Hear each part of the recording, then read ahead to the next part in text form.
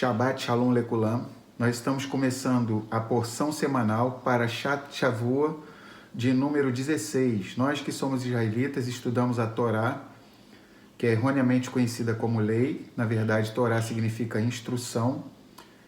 Nós estudamos a Torá, que é a instrução amorosa do nosso Elohim, Yahuwah, o Elohim de Israel. Nós estudamos no decorrer do ano e ao todo são 54 porções semanais. Nessa semana nós vamos estudar a Parashá, a porção de número 16. Ela se encontra no livro de Shemot, o livro em hebraico Shemot significa nomes, mas foi erroneamente traduzido para Êxodo. Então se encontra no livro de Shemot, tá? Que é mais conhecido como Êxodo, capítulo 13, versículo 17, até o capítulo 17, versículo 16. Ao todo, essa porção semanal contém 116 versículos. Eu fiz aqui um quadrinho, tá? E aqui nós temos o nome da Parashá, o número dela, e temos a sua gemátria, o seu valor numérico também. Escrevemos em português, assim, a transliteração para o português, e eu escrevi em hebraico também para vocês. Vamos lá. Então, essa Parashá, como eu disse, é a Parashá de número 16, tá? Deixa eu virar mais para cá para vocês poderem ver. Parashá de número 16, em um total de 54. O nome dela é Bechalar. Aqui está a transliteração, para vocês entenderem. A tradução literal é no enviar, ou ao enviar. Essa Parashá vai falar da saída do nosso povo de Israel do Egito. Após tanto tempo de dura servidão no Egito, nessa porção semanal, o nosso povo finalmente vai sair do Egito. E vamos lá. Aqui eu escrevi em hebraico, tá? O hebraico é da direita para a esquerda. Beit, Shin, Lamed, Het, tá? Então aqui está escrito Bechalar. Cada letra hebraica tem o seu respectivo valor numérico, tá? Esse é o quarto nível de interpretação, chamado de Sod, o segredo, só no hebraico que a gente tem acesso. E vamos lá. A letra Beit vale 2, a letra Shin vale 300, a letra Lamed vale 30 e a letra Het vale 8. Ou seja, 340 é a soma. Tá? 2 mais 300 mais 30 mais 8, 340. 340, nós não podemos parar aí, nós queremos achar a raiz desse número. Vamos lá. 3 mais 4 mais 0 vai dar o quê? 7, tá? Então, 7 aponta o quê? Para a totalidade. Então, sempre que a gente vê o número 7 nas escrituras, que as pessoas chamam de Bíblia, o número 7 aponta algo total, completo, perfeito, tá? Sempre que o valor numérico de uma palavra ao qual a gente está estudando aparece em outros trechos das escrituras, da Bíblia, então a gente tem que correlacionar eles, tá? Sempre que aparecem palavras com o mesmo valor numérico, com a mesma gemátria, significa que essas palavras estão interligadas. Então, olha que coisa interessante. Nessa porção semanal, o nosso povo de Israel vai sair do Egito, Bechalar, no enviar.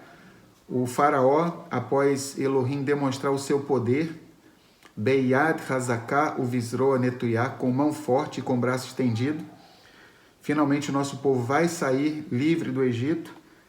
E nessa porção semanal, essa palavra Bechalar, o seu valor numérico é 340. Então, sempre que as palavras em hebraico têm o mesmo valor numérico, a mesma gemátria, isso significa que elas estão interligadas, tá? Então, vamos lá. A palavra Bechalar é 340, a gemátria, como a gente viu. Olha que coisa interessante. A palavra Shem, cuja eu escrevi aqui a transliteração para vocês, a palavra Shem, a tradução literal é o quê? Nome. Olha que coisa interessante, nome. Então, nós somos o povo Shemita, tá? Eles aportuguesaram a palavra e colocaram semita, ou seja, nós somos descendentes de Shem, que nas Bíblias em português vem escrito Sem, ou seja, nós somos Shemitas, semitas. Então, o povo Shemita, semita, ele paira sobre esse povo, que somos nós, a responsabilidade de divulgarmos o nome verdadeiro do Criador, Shem, o nome do Criador, que é Yahuwah, Yud Rei Vav Rei, o tetragrama, Yahuwah. Então, olha que coisa interessante. Então, a palavra nome, a gemátria é 340. Então, nós vamos ver que, na verdade, vai aparecer daqui a pouco na Paraxá, a gente vai ver que Yahuwah, o nosso Elohim, o nosso poderoso, ele se vale unicamente da força do seu nome para operar os seus sinais, ou seja, há um poder muito grande quando falamos o nome verdadeiro do Criador, Yahuwah. Então, não é à toa que nessa Paraxá, cuja gemátria é 340, tá? Essa também é a mesma gemátria de Shem, nome. E quando a gente fala nome, qual o nome que é o nome mais importante? É o nome do Eterno, o nome do Criador, Yahuwah, Yud Rei Vav Rei. Então vamos lá. Uma outra coisa interessante é que a palavra Sefer, tá? Lembrar sempre que o hebraico é da direita para a esquerda, ó. Então a palavra Sefer aqui, ó, a palavra Sefer também tem a gemátria de 340, tá? Sefer, eu fiz a transliteração aqui para vocês, a tradução é livro, ou seja, nós que somos o povo do livro, nós que somos israelitas, hebreus, semitas, nós somos o povo do livro e não é uma mera coincidência que a gemátria da palavra livro, que é Sefer, seja 340, ou seja, o nosso povo foi liberto nessa paraxá, nessa porção semanal, Bechalar, cuja gemátria é 340, para pronunciar o seu nome verdadeiro, invocar o seu nome verdadeiro, o seu Shem verdadeiro, que é Yahuwah. E esse povo é convocado a ser o povo do livro. Não é à toa que até os inimigos do nosso povo de Israel nos chamam de o povo do livro, Am HaSefer, ou seja, o povo do livro. E não é à toa também que a primeira palavra da Brit Hadashah, a aliança renovada, que é erroneamente conhecido pelas pessoas como Novo Testamento, tá? Mas vou falar assim só para as pessoas entenderem, tá? Então, a primeira palavra da Aliança Renovada, do Novo Testamento, é justamente a palavra Sefer. Olha que coisa interessante. Então, Matitiahu, Mateus, capítulo 1, versículo 1, diz o seguinte: Sefer Hayahaz Shel Yahushua HaMashiach ben David ben Avraham, que significa o rolo, o livro da geração de Yahushua, o Messias, filho de Davi, filho de Abraão, tá? Então, nós observamos alguns detalhes, algumas coisas interessantes do quarto nível de interpretação hebraico, tá? Lembrar que são 4 níveis, tá? Isso que eu estava falando agora é o quarto nível, tá? Porque existem 4 níveis. O primeiro é o literal, Peshat, que significa reto, ou seja, o texto é o que é. O segundo nível é o Remes, que é uma piscadela, uma dica que o texto está dando para a gente. O terceiro nível é o Drash, ou seja, Midrash, correlacionarmos a escritura como um todo. E o último nível de interpretação é o Sod, que significa segredo. Então, esses 4 níveis, nós que somos do povo de Israel temos um acrônimo, que é Pardes, ou seja, 4 letras hebraicas, Pei, Resh, Dalet e Samech, que vai formar justamente o quê? Cada uma dessas 4 letras forma o início de Peshat, Remes, Drash, Sod, tá? Então vamos lá. Agora a gente vai entrar no texto propriamente dito, tá bom?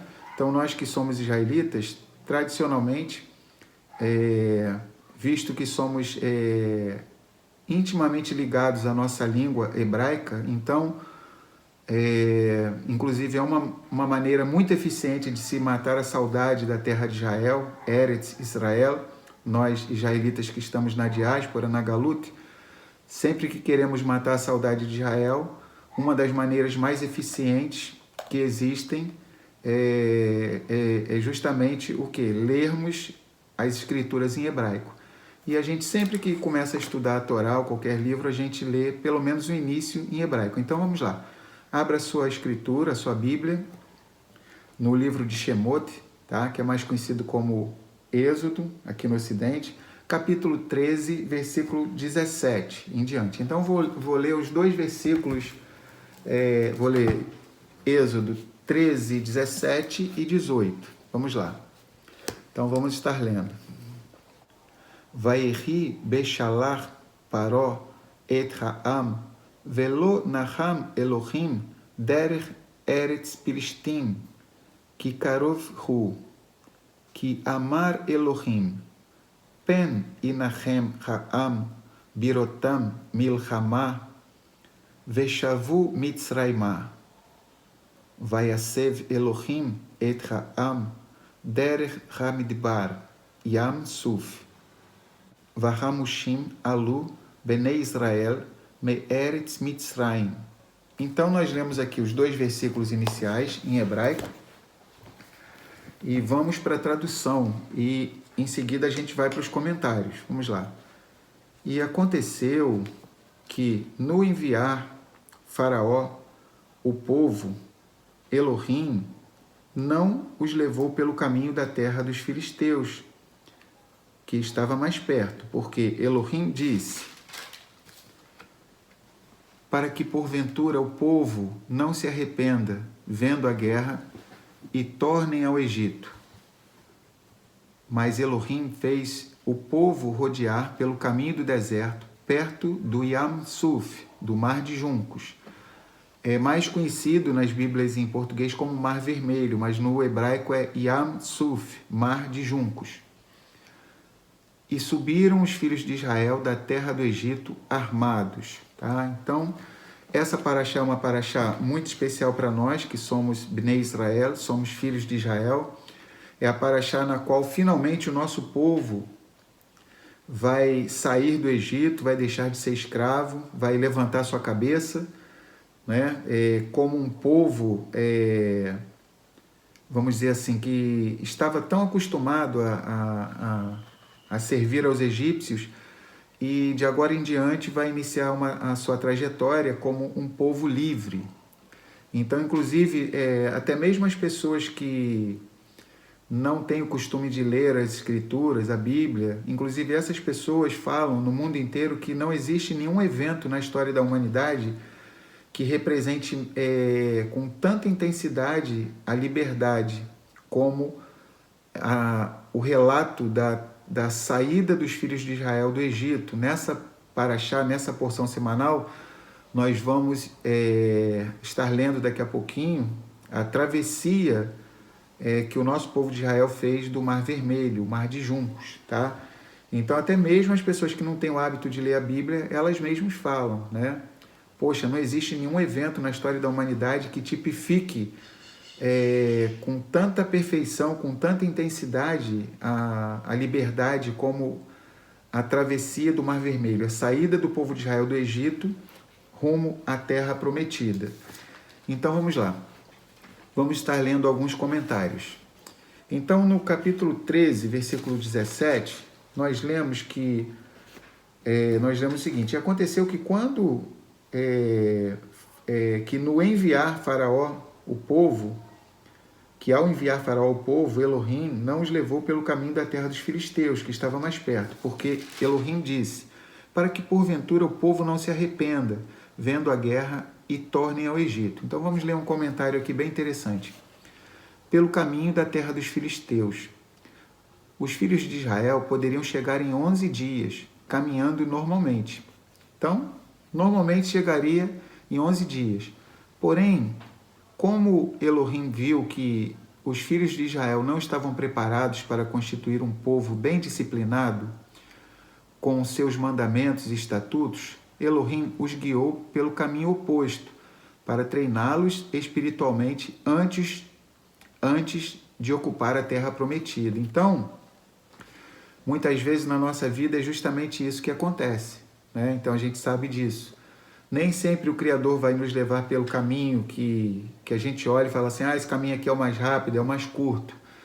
Então o Criador sabe que muitas vezes nós não estamos preparados para passarmos pelo caminho mais curto. Às vezes a gente pensa: poxa, por que as coisas na minha vida demoram tanto? Por que uma coisa tão simples ela tem que demorar tanto? É porque o Criador, na sua onisciência, ele já sabe muitas vezes que aquele caminho mais curto, que às vezes até a gente está desejando ele, aquele caminho ali né, o que vai acontecer? É um caminho que a gente ainda não está preparado.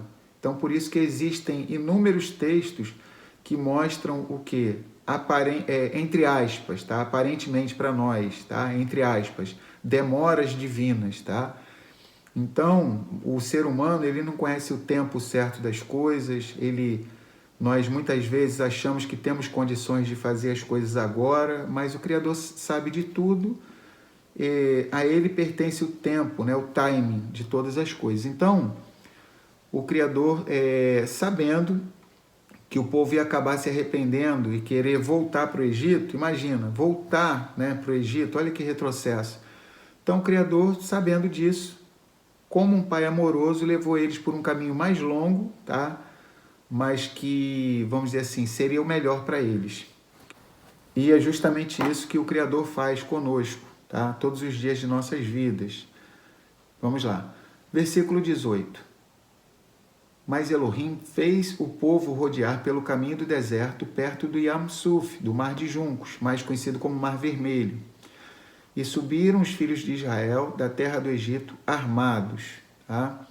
Então, o nosso povo sai do Egito armados. Só lembrar uma coisa, o nosso povo ainda não estava muito acostumado com a guerra. Tá? A gente vai ver no decorrer dessa paraxá que o nosso povo ainda estava com a mentalidade de escravo ainda, tá? Mas eles saíram armados, tá? Mas a gente vai ver que durante 40 anos o Criador vai estar treinando o nosso povo de Israel para que ele seja um povo guerreiro, combativo. Por quê? Após 40 anos no deserto, finalmente chegaria o tempo do nosso povo entrar na Terra Prometida, Eretz Israel, através do sucessor de Moshe Rabbeinu, através do sucessor do nosso professor Moisés, que é Yahushua bin Nun, Josué, filho de Nun. Então, o Criador já estava treinando o nosso povo. Então, durante esses 40 anos, o nosso povo que saiu armado aqui do Egito, mas ainda não sabia nem usar direito as armas, durante 40 anos ele vai ser treinado, tá? Então, muitas vezes a gente pensa que as coisas só se resolvem no âmbito espiritual. E nessa paraxá a gente vai ver que não. Mais para frente, daqui a pouquinho, a gente vai ver que, por exemplo, Moshe, ele começa a clamar Elohim, né? Ele fica extremamente preocupado, né? Vendo os egípcios se aproximarem do povo de Israel, né? Diante do Yam Suf, do Mar Vermelho.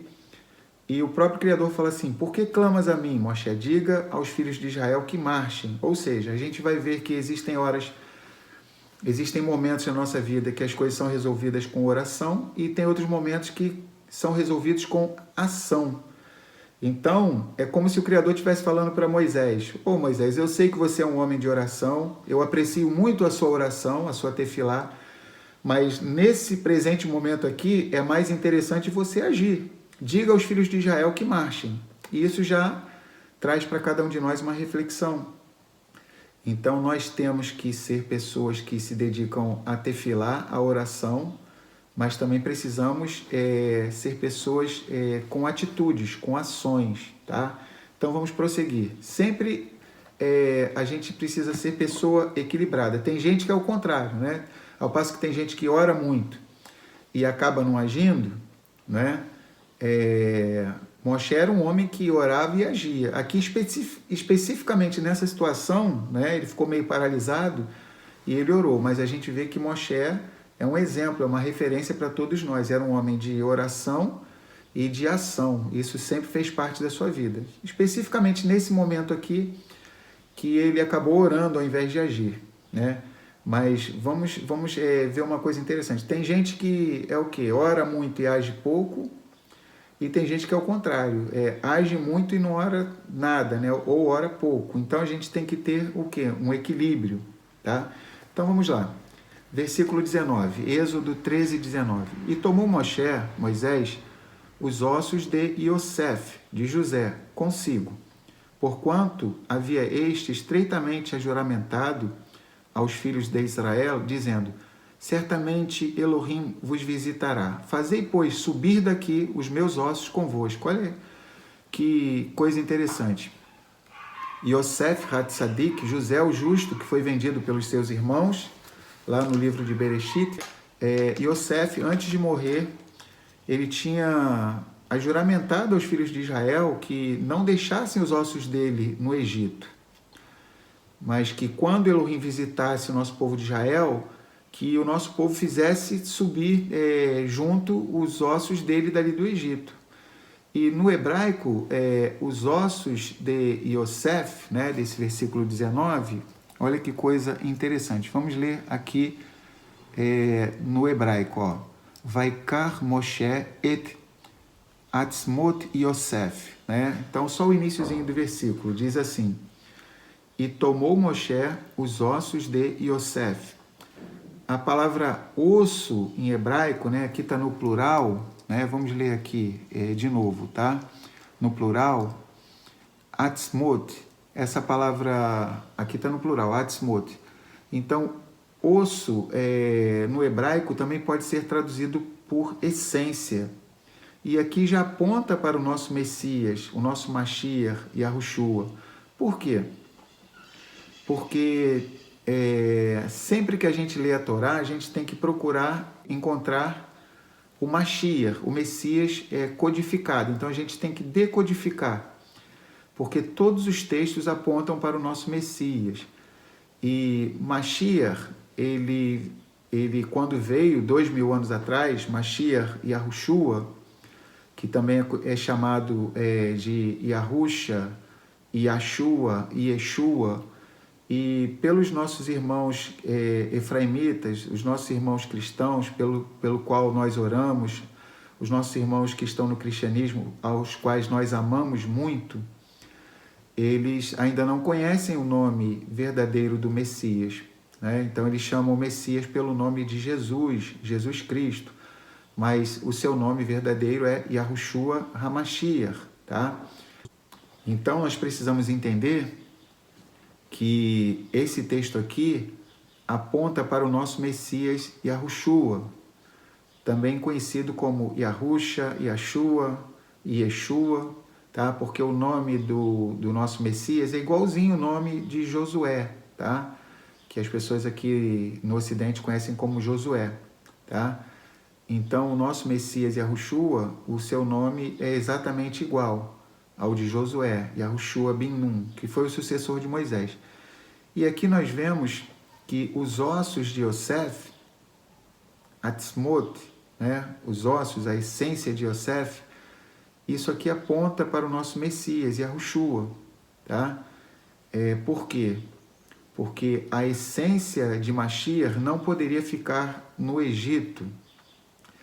Então, aqui, de uma certa maneira, já está prefigurado o Mashiach ben Yosef, o Messias sofredor, cuja primeira vinda foi ao estilo de Yosef, de José, o irmão que sofreu e que acabou salvando toda a sua família, foi para o Egito. Então, aqui, os ossos de Yosef também podem ser traduzidos como a essência de Yosef. Então, a essência de Mashiach ben Yosef, o nosso Messias Yahushua, não poderia ficar no Egito.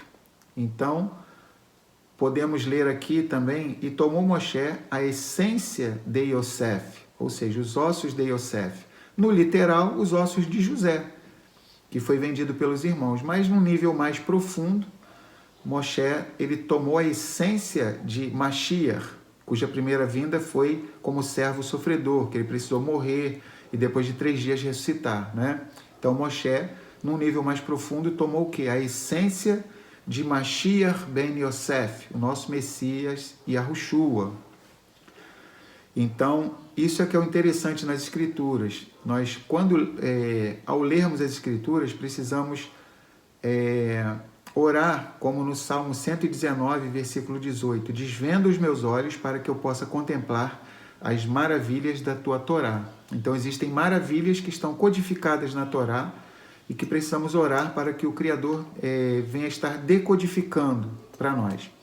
E tomou Moshe os ossos de Yosef, porquanto havia este estreitamente ajuramentado aos filhos de Israel, dizendo, certamente Elohim vos visitará, Fazei, pois, subir daqui os meus ossos convosco. Então, Yosef não queria que a pessoa dele ficasse, a sua essência, os seus ossos associados ao Egito, ou seja, ele já sabia de uma maneira profética, porque ele era uma pessoa profundamente usada por Yahuwah Elohim, pelo Criador, e o Criador já havia revelado para ele que chegaria um dia que Bnei Israel, os filhos de Israel, sairiam do Egito. E ele fez os filhos de Israel jurarem que eles não deixariam os ossos de Yosef lá. Então, isso é algo bem interessante, tá? Que a essência, isso aponta para uma revelação maravilhosa, que a essência do nosso Messias Yahushua, cuja primeira vinda foi ao estilo de Yosef, de José, ela não pode ficar no Egito, não pode ficar, e o Egito é uma tipologia do mundo, tá? Então isso também aponta para o fato de que a essência, ou seja, a revelação verdadeira do Messias israelita, da tribo de Judá, a revelação vem do entendimento israelita, ou seja, não é nenhuma religião que foi criada no quarto século por Roma, através de Constantino, que vai dizer o jeito certo de se conhecer o Messias, tá? Como diz, na verdade, em Yeshayahu, em Isaías, capítulo 2, diz que Mitzion tetze Torá udvar Yahuwah mirushalayim, porque de Sião sairá a Torá e a palavra de Yahuwah de Jerusalém. Ou seja, o nosso cordão umbilical não pode estar em Roma, no Vaticano.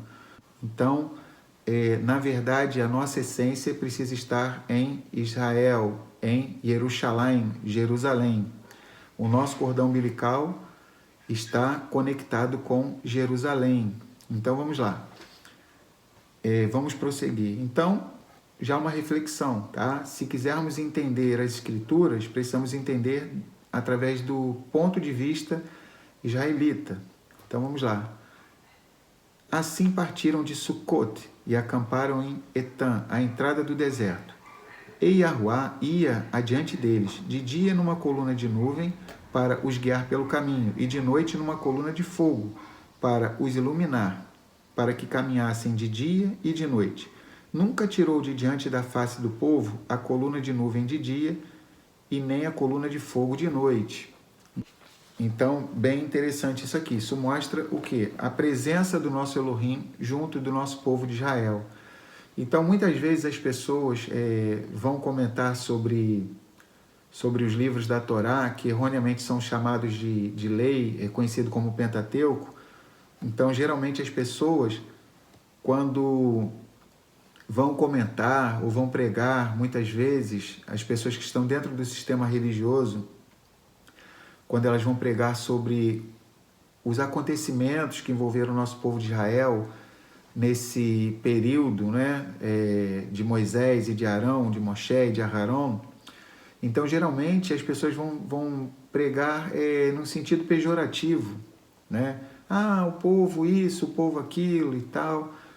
E essas pessoas se esquecem que no livro do profeta Irmiarro, o profeta mais conhecido como Jeremias, Irmiarro, Hanavi, o profeta Jeremias, capítulo 2, o próprio Criador, ele se refere a esse período em que ele esteve com Israel durante 40 anos no deserto. O Criador se refere a esse período como se fosse uma espécie de lua de mel do Criador dos céus e da terra com a humanidade. Nunca existiu um período na história da humanidade em que o Criador se deleitasse tanto com os seres humanos, como nesse período de 40 anos no deserto, tá? Tanto que em Israel, carinhosamente, nós falamos que foi o período de lua de mel do Criador para com a humanidade, ou seja, o Criador com o povo ao qual ele escolheu, que foi Israel. Então vamos lá, Jeremias, Irmiarro, capítulo 2, a partir do versículo 1, diz assim: E veio a mim a palavra de Yahuwah dizendo: Vai e clama aos ouvidos de Jerusalém, dizendo: Assim diz Yahuwah, lembro-me de ti, da beneficência da tua mocidade e do amor dos teus desposórios, quando andavas após mim no deserto. Olha o Criador dizendo que Israel andava após ele no deserto. O Criador está elogiando Israel, numa terra que não se pode semear.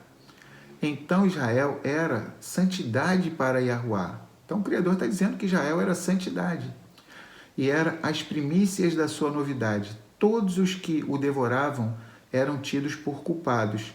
O mal vinha sobre eles, diz Yahuwá. Então, olha que lindo esse texto. Então, sempre que você vê alguém falando mal do nosso povo de Israel no deserto, tá?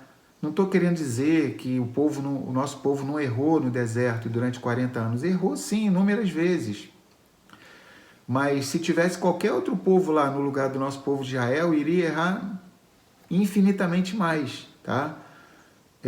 Porque imagina, 40 anos caminhando ali com o Criador. Então o Criador ele é um Elohim Kadosh, sagrado, ele não tolera o pecado. Então não é fácil viver 40 anos tendo a presença do próprio Criador ali junto do povo. Então, qualquer pessoa, se tivesse a presença do Criador sobre a vida dela durante 40 anos, provavelmente ela iria errar muito mais do que o povo de Israel durante esse período, tá? Então, no geral, o nosso povo foi considerado, vamos dizer assim, no geral, a conduta do nosso povo foi, na maioria das vezes, boa, tanto que o Criador elogia o nosso povo de Israel aqui em Jeremias, Irmiarro, capítulo 2. Vamos voltar lá para o livro de Shemot, para o livro de Êxodo.